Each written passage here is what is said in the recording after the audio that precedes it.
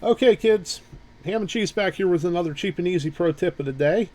And for today's cheap and easy pro tip, we're talking about Ranger bands.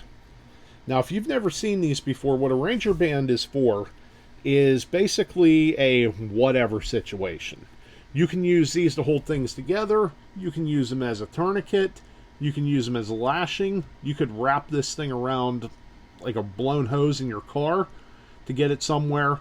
You can use this to fix a wire if you have like a piece of coax that gets cut and you need to cover it up in a hurry and want to keep the water out.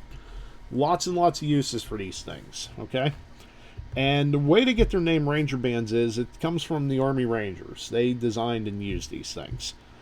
The way I make mine, I use bicycle inner tubes. I get them on clearance from Walmart. You can see right there, 50 cents. And when you get them, you just cut them. Take the Schrader valve out, obviously. And they come in a pack like that. You just cut off whatever you need. This particular one here, this was a 20-inch tube. And I've been using this now probably 2.5 or 3 years. And I still have a ton left, okay?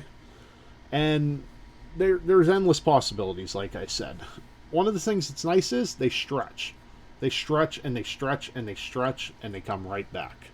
Okay? The thicker ones still stretch.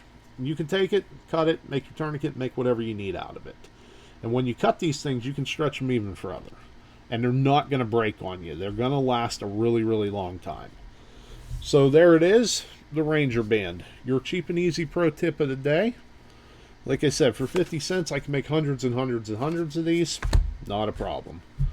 All right, kids, there it is. Thanks for watching. 7-3, and continue to keep it cheap and easy, just like me.